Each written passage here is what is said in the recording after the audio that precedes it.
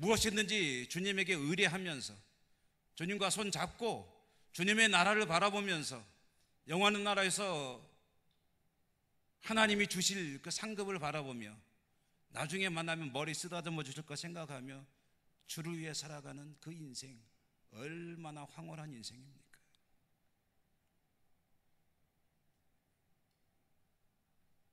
그 시작이 하나님 말씀을 읽고 익히고 그대로 살아보려고 애쓰는 것으로부터 시작이 된다는 이야기예요.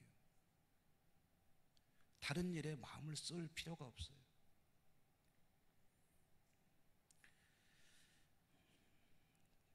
지난 월요일부터 3박 4일 일정으로 러시아 블라디보스톡, 우수리스크를 다녀왔죠.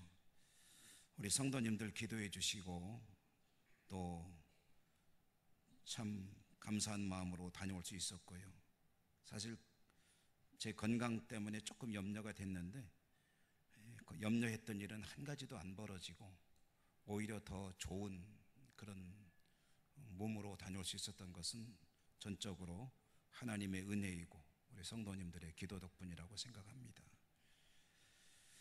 이번 선교지 이 탐방을 영주노회 임원회 행사로 했기 때문에 제가 요즘에 가급적이면 출타를 좀 안 하려고 노력하는 편인데 요건 이제 빠질 수가 없어서 이제 같이 갔다 왔죠. 러시아에서 우리 일행을 영접해 주시고 안내해 주신 분은 러시아에서 25년째 선교하는 정호상 선교사님, 부인은 정복연 선교사님. 이 두 분이 러시아에 파송을 받아 25년째 사역을 하고 계신데요. 이 두 분들의 안내를 받으면서 여러 의미 있는 지역도 가보고 선교적으로 또 중요한 이야기도 듣고 공부도 하고 연해주 지역의 선교 역사에 대해서도 공부를 하고 많은 그런 이야기를 듣고 정보도 얻고 그리고 그들의 선교 이야기를 들으면서 또 마음에 큰 감동도 받았습니다. 그 중에 한 토막을 좀 여러분께 소개를 해드리려고 하는데요. 이분들이 블라디보스톡에서 25년간 선교하시면서 사역을 하시면서 블라디보스톡 동부교회라고 하는 교회를 건축을 했어요. 이분들을 파송한 교회가 마산 동부교회이기 때문에 아마 교회 이름을 블라디보스톡 동부교회라고 지은 것이 아닌가 생각이 돼요. 물어보진 않았습니다. 그런데 이제 일종의 간증인데요.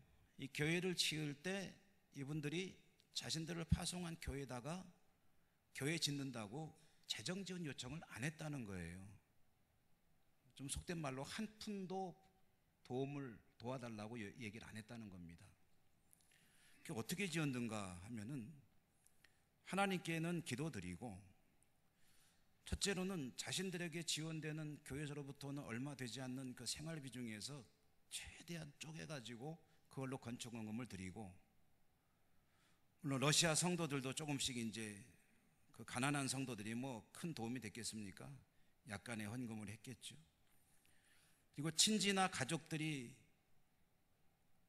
교회 건축한다는 얘기를 듣고 결혼 자금도 동생이 쪼개가지고 건축원금으로 주고, 퇴직했다고 그 중에서 또 쪼개가지고 건축원금을 내주고, 이렇게 저렇게 해서 주로 친지들 또 아는 분들 또 자기들에게 주어지는 약간의 그런 어떤 재정적인 지원들 이런 걸 가지고서 교회를 지었는데 그 교회 건축비에 약 한 5억 정도가 들었대요. 우리나라에서는 뭐 큰 돈이지만 또 그렇게 큰 돈은 아니잖아요. 교회 건축으로 보면은.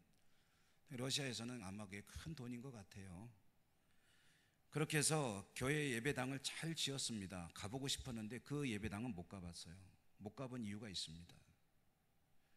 사진으로만 봤죠. 이렇게 교회를 정말 때를 따라 돕는 하나님의 은혜로 완공을 하고 봉헌을 하고 헌당을 하고, 그러니 이제 안정적으로 선교 사역을 할 수가 있게 됐습니다.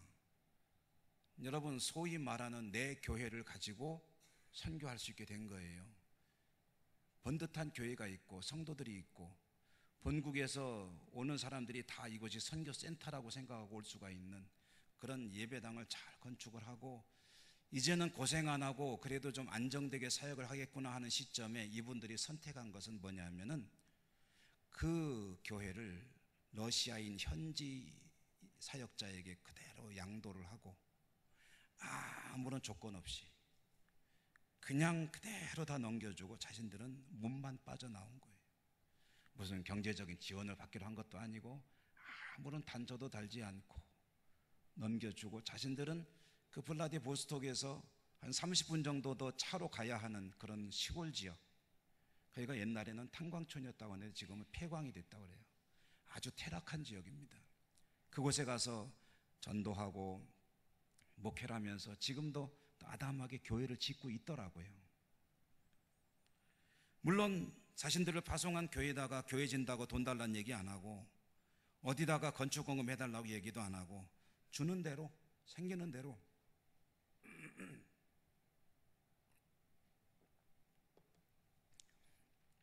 교회를 건축하면서 하는 말이 다음 달까지는 준비가 되어 있는데 그 다음에는 모른다고 그러더라고요. 하나님이 짓게 하시면 계속 짓는 거고 아니면 모르고요 그러시더라고요. 사람들은 바보 같다고 그러죠. 어떻게 그렇게 당신 교회를 잘 지어놓고 왜 그거를 물려주고 나왔느냐. 근데 이분들이 하는 얘기는요, 그렇게 하는 게 좋지 않느냐는 거예요. 누구를 위해서요? 성도들을 위해서, 교회를 위해서.